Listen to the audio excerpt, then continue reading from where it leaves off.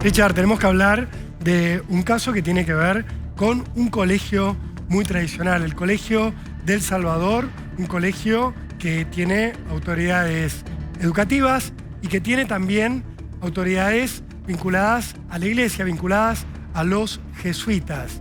En ese colegio, según se animaron y lograron denunciar con el paso del tiempo, un grupo de chicos que llegó a ser de 40 en total, hubo abusos sexuales.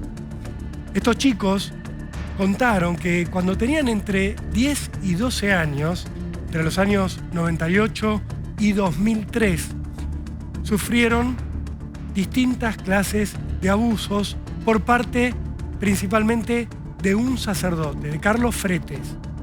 Ellos lo señalaron con nombre y apellido a este religioso, un hombre de la orden jesuita.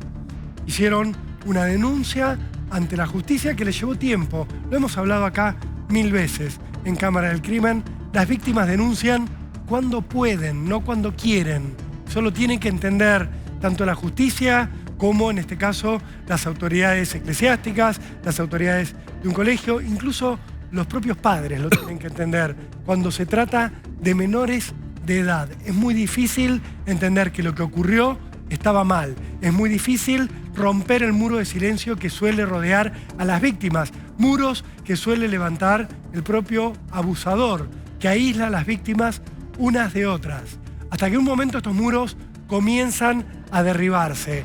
Uno empieza a hablar, se entera de que no es el único, de que hay otros que sufrieron lo mismo, y así empieza a abrirse este mundo que permanece oculto, tapado por los abusadores, y en este caso ya veremos si por otras personas más, y sale a la luz. ¿Qué ocurre con este caso en particular? Bueno, cuando se conoció el hecho de que había un cura que era una suerte de asesor espiritual de los alumnos del Colegio del Salvador, que cometía abusos sexuales, al cura, al que estamos viendo en pantalla, Carlos Fretes, lo sacaron en un primer momento del colegio. Como hemos contado tantas veces aquí en Cámara del Crimen, lo enviaron a otro destino. Algo que durante décadas fue muy común en la Iglesia Católica. En lugar de tomar alguna medida, siempre. Richard lo ha contado incluso en libros que ha escrito, en lugar de tomar alguna medida concreta, disciplinaria, ¿qué hacen? Lo sacan del lugar donde está el conflicto, donde están las denuncias, y lo envían a otro lugar. Y lo esconden. Lo esconden, sin advertirle a nadie, sin advertirle a quienes están en el nuevo destino. No, incluso esconden también a las víctimas. Las víctimas generalmente no están en condiciones de aparecer en televisión, etcétera, etcétera. Ustedes imagínense la índole del delito de que se trata. El tiempo suele dar, a veces, buenas salidas a amargas dificultades. Pero otras veces el tiempo es muy cruel. Es muy cruel. Todo depende de la historia de que se trate. En este caso estamos hablando de situaciones en las que, llegado a este punto, llegado al punto en que lo estamos conversando, lo estamos desarrollando en Cámara de Crimen, el tiempo ha sido cruel con la víctima. El tiempo no tiene por qué fijarse quiénes son los actores de este drama. Los actores de este drama son el cura abusador, aquellos que lo ayudaron, las víctimas, por supuesto, y el Estado, que se debe encargar de estas situaciones. Pero el tiempo no se fija en esas cosas. El tiempo pasa. Y de acuerdo a al punto de vista de los seres humanos, el tiempo puede pasar toda la vida sin ninguna consecuencia o tener una consecuencia. En este caso les voy a adelantar que no hay consecuencia. La nena. No hay ninguna consecuencia. ¿Por qué? Porque, bueno, hay legalistas que se atienen a lo que dice la ley. Hay una ley que se pensó en otra época y hay víctimas que no están llamadas en la discusión. Cuando uno habla de prescripción, cuando uno habla de plazo, un plazo para juzgar, está muy bien, porque el tipo que es acusado el tipo que es acusado, necesita saber en algún momento, che, viejo, yo soy culpable o soy inocente. No me pueden tener toda la vida ahí. Por eso ustedes recordarán que se habla de plazo razonable para hacer una investigación, todo lo contrario de Logan, por ejemplo. Bueno, para hacer una investigación y decir, pasó tal cosa, esto es un delito, este es el autor, este va a juicio. Un plazo razonable para el tipo que es señalado, ¿no? Un plazo razonable. Cuando eso no ocurre, cuando no se cumplen todos los pasos, pasa el tiempo pasa. ¿Y el Estado qué hace? El Estado es el encargado de ir realizando cada uno de los pasos hasta llegar a un final, generalmente un veredicto de absolución o de condena. Entonces, acá hay dos términos, dos patas de la mesa. El Estado, a través del Poder Judicial, fiscales, jueces, todo eso, y el acusado. ¿Dónde está la víctima? Dígame usted dónde está la víctima en todo este asunto de prescripción, del paso del tiempo. ¿Dónde está la víctima? Es lo mismo violar a un nena de 5 años que hacerlo, violar a un varón, a una mujer a los 25 años. Es lo mismo. Nadie se lo preguntó el tipo de daño que se causa con la violación. ¿Usted piensa que es solamente físico? Porque muchas veces ni siquiera es físico. Ahí está el tema. Entonces yo agarro la ley y me dicen, sí, el plazo de prescripción. ¿Por qué? Porque la ley está pensada para el tipo que es acusado.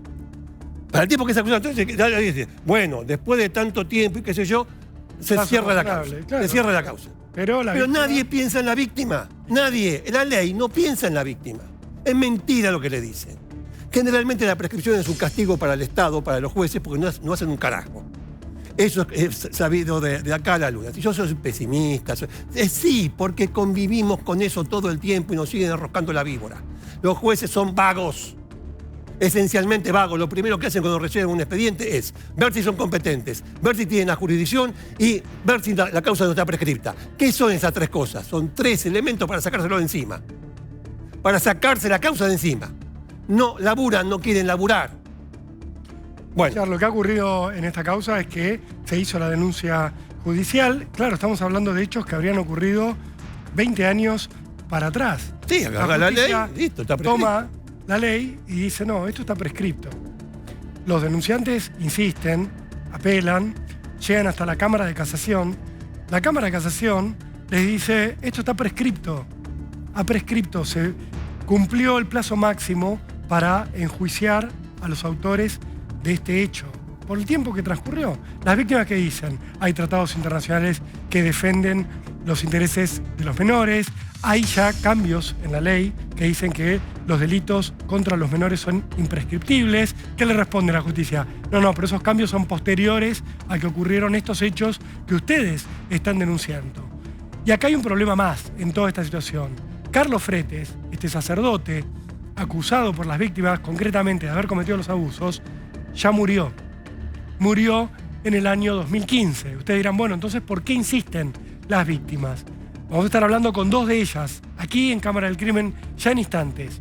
¿Por qué insisten las víctimas? Porque las víctimas entienden que, si bien el abusador fue Carlos Fretes, hubo un sistema de protección que tuvo que ver con autoridades religiosas y autoridades del colegio que supieron, que fueron cómplices, que encubrieron, y hacia allí quieren que vaya la justicia. La respuesta de la Cámara de Casación es, no, está todo prescripto. Si está prescripto el hecho principal, todo lo demás también. Si quieren, dicen desde la Cámara de Casación Penal, puede haber un juicio por la verdad. Uno de estos juicios, de los cuales ya hemos hablado acá, donde se exponen las pruebas, se expone la acusación y se llega a una resolución, que puede ser, bueno, esta persona fue culpable o estas personas fueron culpables, pero no las podemos condenar, porque está todo prescripto. Pero socialmente le decimos a todo el mundo que ellos hicieron esto. Esto está muy debatido, si tiene sentido, si no tiene sentido, si las víctimas lo quieren hacer. Por supuesto que ahí hay todo un debate. Las víctimas igual no se han detenido en esto. ¿Y por qué estamos hablando de esto hoy en Cámara del Crimen? ¿Por qué vamos a escuchar a las víctimas? Porque van a ir a la Corte Suprema las víctimas. van a pedirle al máximo Tribunal de Justicia de la Argentina que revea la postura de la Cámara de Casación y que dé vía libre a un juicio. Así que lo que plantean es, no está cerrado el tema. Desde el Colegio El Salvador, por supuesto, dicen no tenemos nada que ver con esta situación. En su momento a Carlos Fretes se lo apartó. La orden jesuita que dice, se le comunicó que ya no pertenecía más a los jesuitas, tuvo su sanción, él se murió sabiendo que estaba afuera de la orden religiosa. Desde el colegio dicen, nosotros no tenemos nada que ver. Bueno, ahí hay todo un debate, por supuesto. Vamos a escuchar ahora a las víctimas. Planteamos lo que dice el colegio porque viene teniendo una postura, ahí estamos viendo la fachada, de no tenemos nada que ver con lo que ocurrió. Cuando nos enteramos, fuimos con las medidas que podíamos tomar, pero nosotros no podíamos denunciar judicialmente lo que era una situación de instancia privada. Lo que dice el colegio, es, desde su punto de vista, es bastante contundente. Desde su punto de vista, dice, nosotros no sabíamos nada. Bueno, pero lo supieron cuando hubo la denuncia. Sí, por eso lo separamos. Y además, ¿por qué no se fijaron en la directora de la primaria? Los separamos, los expulsamos al responsable que después fallecería. Apunten a la directora del nivel primario. Acá me parece a mí, tal vez por falta de información, que pueda haber un problema. La directora del nivel primario no dependía de ellos. Y no sé, por ahí no, por ahí no. Y después dicen dos cosas que, bueno, que no dejan de ser así. Se pueden debatir, no dejan de ser así. 3 instancias judiciales dijeron que nosotros no tenemos nada que ver, que el asunto prescribió. Ahora voy a hablar un segundo más de la prescripción. El asunto prescribió. Y segundo, el juicio por la verdad no es legal. Vamos con el tema de la prescripción, pero rápidamente, pero no quiero aburrir con cosas leguleyas y nada por el estilo. Pero para que lo entiendan, porque si no estamos hablando de palabras que... ¿Qué sé yo? Prescripción, además de todo, significa de darle un plazo razonable para investigar, significa que después de un tiempo, los efectos del delito, el delito ya no le interesa a nadie. No interesa. No hay ya repercusión social con relación al delito. Bien. Esto es uno de los fundamentos por el cual existe la prescripción. Además del que le dije, del imputado que tiene derecho. Bueno, meterse ahí adentro. No todos los jueces se meten ahí adentro. Los que podrían meterse ahí adentro, ¿qué significa? Ver si el fundamento del principio de prescripción se aplica en este caso. O sea, si sigue habiendo conmoción por lo ocurrido o no. Lo pueden hacer los jueces de la Corte, si quieren. Ellos lo pueden hacer. Ir adentro del problema. En realidad yo le pregunto a usted, ¿usted conocía el caso en el año 2003, 98? No. ¿Nosotros lo conocíamos? No. ¿Conocían las víctimas? ¿Las víctimas podían hablar? No. Bueno, fantástico. Para ellos, ¿el asunto no tiene más consecuencias? ¿No tiene efecto social? ¿No tiene efecto? Sí, para ellos sí. Y para nosotros... A partir de ahora sí. A partir de ahora sí. ¿Se entiende esto? Entonces, ¿cuál es el...? Yo entiendo que a un tipo no se lo puede tener todo el tiempo acusándolo y toda la mano. Pero, ¿por qué no abrís un poco la cuestión e incluís a la víctima? Y ahí te vas a dar cuenta que el argumento ese de no, ya no tiene la misma conmoción social, el delito ya pasó, es una estupidez. Una reverenda estupidez. Pero bueno, agarran el Código Penal. Bueno, artículo 62, prescribió. A ver, ¿sí? ¿Cuándo empezó la denuncia? Sí, no, ya pasó el tiempo, prescribió. ¿Está mal lo que hicieron los jueces? No, está bien. Ahora, ¿usted quiere dar un paso más? Tiene que ir a la Corte. Richard, justamente para hablar de esto y para escuchar lo que tienen para decir quienes hicieron la denuncia, vamos a hablar ahora con las víctimas que se atrevieron a denunciar a Carlos Fretes y a autoridades del Colegio de El Salvador. Estamos con Francisco y con Gonzalo, víctimas de lo que ocurrió en el Colegio de El Salvador, del sacerdote César Fretes. Antes dijimos Carlos Fretes, el nombre está mal consignado en algunos lugares. César Fretes, quien ya falleció. Gracias por estar aquí con nosotros. por atreverse a hablar, por poner la cara. Sabemos que es recontra difícil. Queríamos con Richard escucharlos. Primero, que nos cuenten qué fue lo que pasó entre el 98 y el 2003 en el Colegio del Salvador. Lo que nos puedan contar y lo que nos quieran contar, más allá de lo que nosotros describimos. Bueno, como bien decían ustedes en la introducción que estaban haciendo, en el colegio estaba este hombre que era un religioso, César Fretes, y durante esos años en los que trabajó, que son más o menos entre el año 98 y 2003, el tipo abusaba permanentemente de abusos, era una suerte de acompañante espiritual, pero que además se encargaba de participar y participaba de muchos viajes de estudio, y como segunda cosa importante también tenía a su cargo lo que sería una especie de mal llamada educación sexual que daba él, y utilizaba, ¿no?, como esta especie de materia como plataforma para indagar sobre temas referidos al desarrollo de sus alumnos y usar eso como trampolín como para empezar a hacer las cosas que hacía. ¿En qué nivel? ¿Nivel primario? En nivel primario, en alumnos de quinto, sexto, séptimo grado. Ajá. Nosotros, o sea, ustedes tenían una clase de educación sexual. Era un taller, no era una materia, taller, pero sí, un exactamente. taller de educación sexual, que estaba a cargo de este hombre. Estaba a cargo de este hombre. César Fretes. Bien. Y él aprovechaba estas situaciones, los retiros, los viajes y el hecho de hablar de sexo habilitado por el colegio para dar paso a los abusos. Exactamente. Nosotros, de todas maneras, este caso y esta causa, por supuesto que no es contra Fretes, que está muerto, y de ninguna manera de nuestra parte es entender esto como, como el tipo se murió, no queda otra y vamos contra, así como por deporte, vamos contra otras personas. No, nosotros sabemos, y está acreditado en la causa, con testimonios y con documentos que se obtuvieron en allanamientos, que las autoridades del colegio habían recibido advertencias del año 98. Una en el año 98, una en el año 99, dos en el año 2001 y una más en ese año 2003, que ya la situación, se les empieza a ir de las manos. ¿Qué tipo de advertencias eran? ¿Algún padre? No nuestros padres, pero padres de algún alumno que alertados por la situación se acercaban al colegio a ver el tema. En el año 2003, 5 años después de la primera advertencia que reciben, con las situaciones yéndose un poco de las manos, deciden moverlo a Mendoza. Supuestamente en Mendoza, a trabajar en un lugar con gente mayor. Consta en el expediente también que continuó trabajando con niños en la provincia de Mendoza, hasta que en el año 2007 decide Fretes dimitir él personal y voluntariamente. No fue expulsado, sino que él decidió voluntariamente dejar los hábitos.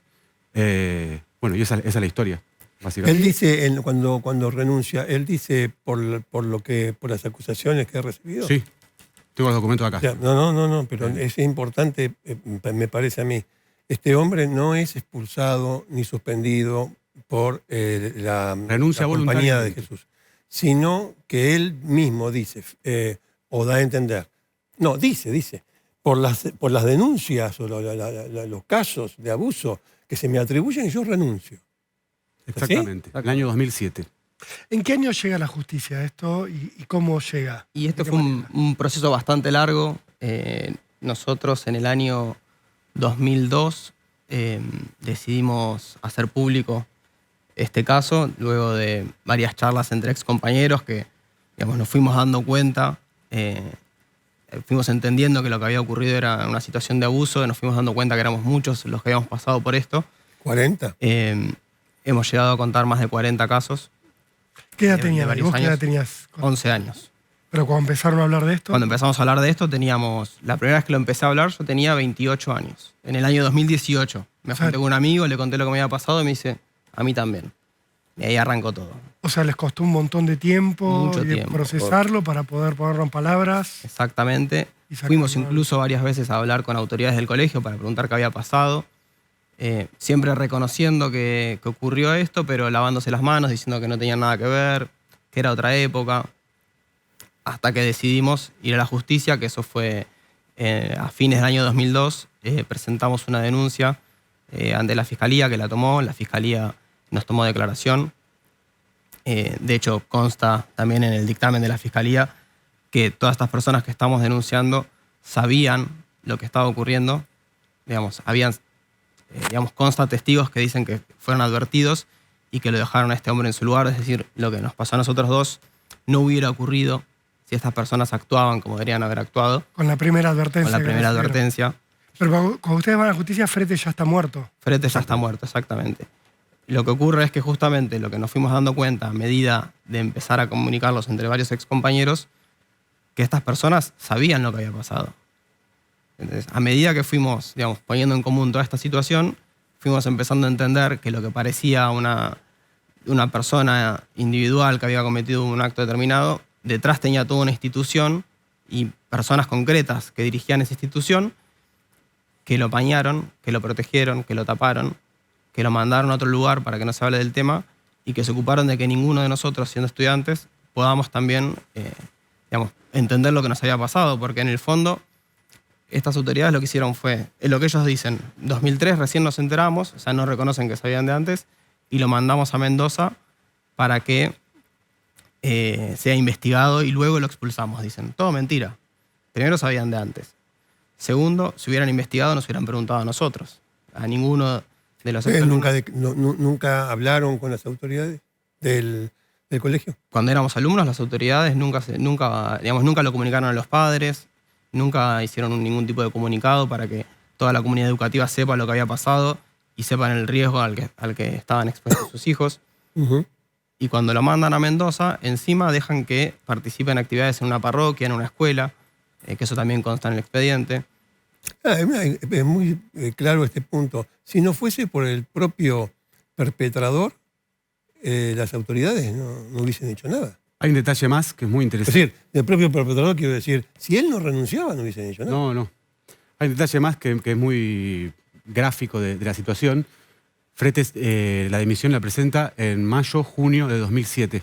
Sí. Hasta marzo del siguiente año, esto consta en el expediente, siguió recibiendo apoyo económico de los jesuitas para poder sustentarse la vida. O sea, por lo menos 8 o 9 meses después, en los que ya él no formaba parte, no era más un miembro de la iglesia, digamos, Lo bancaban. la iglesia lo siguió bancando económicamente. Por lo menos durante 8 o 9 meses. En todo este trayecto que pasó desde la denuncia a declarar, ustedes, me imagino, habrán tenido que atravesar momentos difíciles. Debe ser complicado ir a hablar con la justicia, revivir todo lo que sufrieron, que de hecho, vos me decías, recién en 2018 pude hablar de esto con un amigo.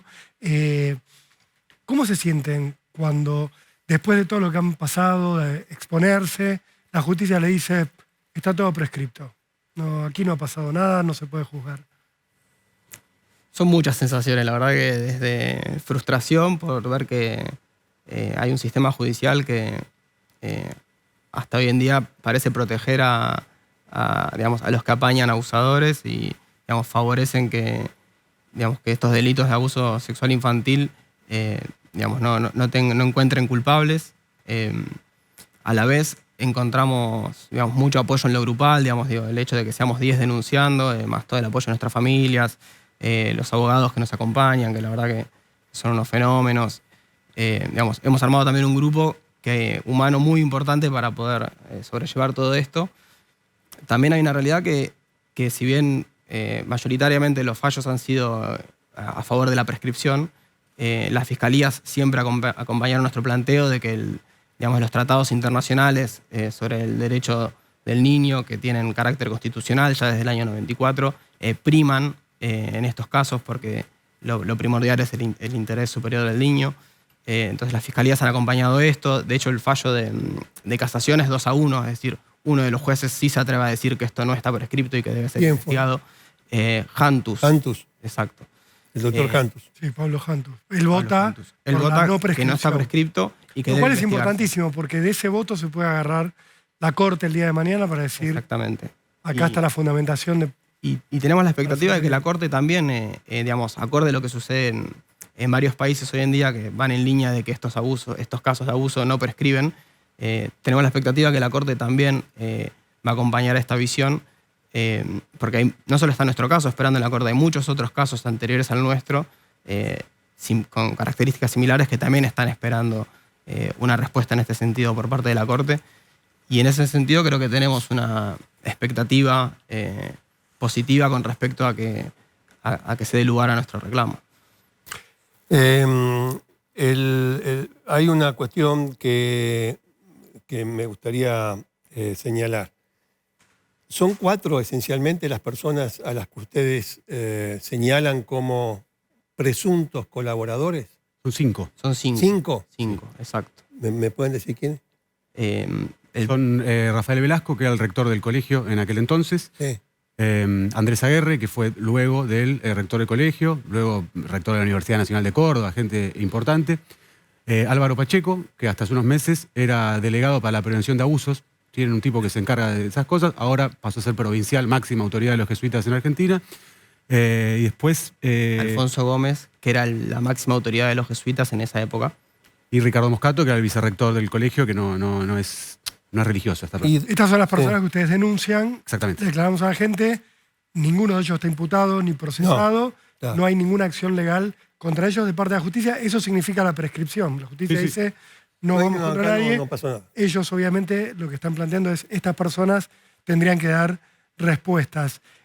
¿Cuál es la postura del colegio en todo esto? ¿Qué les ha dado en todo este tiempo alguna la postura del colegio, algún planteo? Siempre se va corriendo un poco y adecuando a lo que pasa. Yo veía que en notas de la semana pasada el abogado de los defendidos aludía a que ellos siempre quisieron brindar transparencia. Bueno, la causa el año pasado comenzó, la primera acción que tomó un juez fue con un doble allanamiento, justamente porque no atendieron a reclamos administrativos que nosotros realizamos durante años, pidiéndole que entreguen voluntariamente la documentación. Parte de la documentación que entregan la entregaron borroneada. Ellos van corriendo y adaptando. O sea, dicen que quieren tener transparencia, pero se niegan a un posible juicio por la verdad. Van adecuando el discurso y dicen lo que les conviene en cada momento. Esta directora de nivel primario... Bueno, eso es muy curioso también, porque nosotros a la gente, a estas 5 personas a las que acusamos, no es una cosa que hacemos al tuntún o al parecer, sino que tenemos testimonios y documentación que acreditan que esto es así. Entonces yo al abogado López Romano, se llama, de los defendidos, lo invito a que si tiene él pruebas de que hay otra gente involucrada, que las aporte y bienvenidas, no hay ningún problema. No, porque este abogado lo que dice públicamente es, ¿por qué no van contra la directora? No tenemos pruebas. Dando a entender como que ustedes, por algún motivo, no quieren acusarla. No sé por qué dice a esta eso. persona. Ustedes no tienen ningún interés particular. No, si él tiene pruebas, que las... Al contrario, bienvenidas, claro. Sí, es más, digo, cuando uno inicia este tipo de causas, muchas veces no sabe quiénes son todos los culpables y por eso quiere que la justicia investigue y determine las responsabilidades del caso. Justamente si ellos evidentemente asumen que alguna culpabilidad tiene que haber, porque dan a entender que le echan el fardo a otro, parece, bueno, bienvenido sea esa información que puedan aportar. El tema es que ellos sistemáticamente se niegan a brindar información. Sin ir más lejos, la Cámara nos habilita a pedir el juicio por la verdad y ellos apelan ante la Corte pidiendo que no se haga un juicio por la verdad. Es decir, ni siquiera quieren un juicio sin penas, pero que determine las responsabilidades, porque lo que quieren es tapar lo que sucedió. Sistemáticamente están queriendo tapar las responsabilidades que les cabe a estas personas que estamos acusando. Por eso van echando culpas para otro lado. ¿Y usted qué buscan ustedes en este sentido, se los pregunto? El abusador César Fretes está muerto. El hombre que abusó de ustedes ya no puede responder ante la justicia de la tierra. ¿Qué los mueve a ustedes ahora? Muerto el abusador, digo. ¿Qué es lo que sienten? Yo por lo menos personalmente considero que es de una gravedad prácticamente igual que haya una red de personas que apañen y faciliten agresiones sexuales contra menores de edad. Y sobre todo, si uno repasa, es algo muy simple de hacer, uno tiene que meterse en un buscador de internet y poner jesuitas abusos y te pone una lista de 20 países. Lo primero que sale son casos de abusos en los que cuando la iglesia detecta que eso está pasando, corre al abusador del lugar. O sea, una forma de operar que se repite de manera casi calcada en muchos países del mundo, incluso este. Entonces, si uno ve que hay un sistema que se repite siempre de la misma forma y que siempre apela a cuidar una imagen institucional de la iglesia y dejar desamparada a la víctima. Cosa que es curiosa, porque ellos podrían tener la postura de decir, no, al tipo lo apartamos, lo señalamos, lo ponemos sobre el eje de la discusión y nosotros no nos recibirían ninguna mancha como institución si se portaran de otra forma. Pero bueno, por algún motivo decidirán actuar de esta manera. Yo tengo también, con respecto a este tema de qué es lo que buscamos, sí. Primero... Es re interesante escucharlo. Te digo porque uno piensa, bueno, la bronca principal va contra el violador, por supuesto. Pero uno quiere entender qué sienten ustedes con el resto de las personas. Digamos, a medida que fue pasando el tiempo y fuimos recabando toda esta información, nos dimos cuenta que si estas personas hubieran actuado como deberían haber actuado, nosotros no habríamos pasado por ahí. Entonces son igual de responsables, porque son partícipes necesarios de un delito. Y no solo eso, sino que estas personas siguen ocupando cargos de poder dentro de la iglesia y de la Compañía de Jesús. Estamos denunciando a la máxima autoridad de los jesuitas en Argentina y Uruguay, al rector de la universidad actual de la Universidad Católica de Córdoba. Es decir, estamos hablando de gente que ocupa y sigue ocupando cargos de poder y se ocupan de seguir estando en esos lugares para tapar los errores que cometieron, los delitos que cometieron. Y al día de hoy, cuando ellos salen a decir a través de sus abogados que nuestros padres sabían, cuando se niegan a entrar voluntariamente documentación y hay que ir a recuperarla en un allanamiento, cuando hay cosas que siguen de información que podrían entrar, deciden no hacerlo, bueno, ese daño continúa hasta el día de hoy, no tiene un freno ese daño, sino que digamos, su actitud prolonga ese daño. ¿El Papa Francisco está al tanto de esto? Sí. ¿Cómo se ha notificado? Cuéntanos. Yo en pandemia, en 2020, le mandé una carta de puño y letra contándole de esta situación, pidiéndole si podía interceder para ayudarnos a esclarecer estos hechos. Fue profesor de la institución, además, Bergoglio. Sí, fue jesuita. Bergoglio No fue menor. profesor de Salvador. Por Exactamente. eso les preguntaba, digo, por eso Sí, uno sí. imagina que tendría una sensibilidad particular. Incluso por terceros le hemos enviado cartas también firmadas por todos nosotros pidiéndoles su intermediación. Lamentablemente nunca recibimos una respuesta. Sí, yo creo que hay muchos, incluso sin respondernos, hay muchas cosas que ha dicho el Papa que hasta estas personas siguen sin atender, porque hasta el Papa ha dicho que no está de acuerdo con la prescripción de estos delitos. Ustedes entienden que el tema de la prescripción significa que acá no pasó nada, ¿no? Sí, es una garantía de Claro, impunidad. ¿no? Es decir, desde el punto de vista formal o que conceptual del derecho, la prescripción es, acá no pasó nada. Entonces, ¿cómo vas a ir contra alguien fuera de término? Una locura. Entienden que van contra eso, ¿no? Sí. Bueno, y junto con eso hay otra cuestión, que para ir cerrando. Yo tengo acá, ¿no es cierto?, definiciones. El tiempo conlleva el olvido y el desinterés del castigo. ¿Ustedes se olvidaron de lo que les pasó? No. No. Después de lo que les pasó, ¿cómo fue su vida? No digo toda su vida, pero los primeros momentos, los primeros años. ¿Cómo fue? No, primero lleva como un tiempo encuadrar eso, entender que eso fue un abuso. Sí.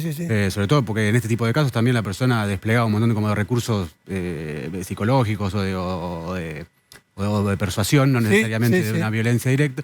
Entonces llega un tiempo a hacer eso, darse cuenta, y después a mí particularmente me da mucha bronca que la institución podría estar acompañándonos y decide repetidamente una y otra vez no hacerlo. Bien. ¿Querés agregar algo más sobre cómo te sentís? Digo, porque me parece clave la pregunta de Richard. ¿Vos Sí. te olvidaste de lo que pasó? No, eso uno no se olvida nunca y, como decía Fran, uno tarda mucho tiempo en entenderlo, tarda mucho tiempo en entender la gravedad y cómo a uno, digamos, el daño que le hace a uno, le hizo a uno a lo largo de su vida y que son daños que persisten. Y como contaba Fran, el hecho de que nosotros no podamos todavía saber realmente quiénes son, digamos, o bueno, nosotros creemos que sí lo sabemos porque lo estamos acusando, digo, pero que esas personas reciban un castigo por lo que hicieron, también es un daño que persiste, porque en el fondo estamos viendo que personas que fueron partícipes de un delito que nos afectó directamente, sigan su vida como si nada. Bien, la esperanza ahora está en la corte, ¿verdad? Hacia ahí hay que apuntar y bueno, vamos a continuar el tema con la novedad que haya en ese sentido. Muchas otras opciones legales no hay. Esperemos que la justicia los escuche. Gonzalo, Francisco, gracias. Muchas gracias. Por este momento Gracias con a Cámara de ustedes. Crimen. Seguiremos acompañándolos. Nosotros nos vamos a ir a hablar de Leonardo Cosi Torto. Hay novedades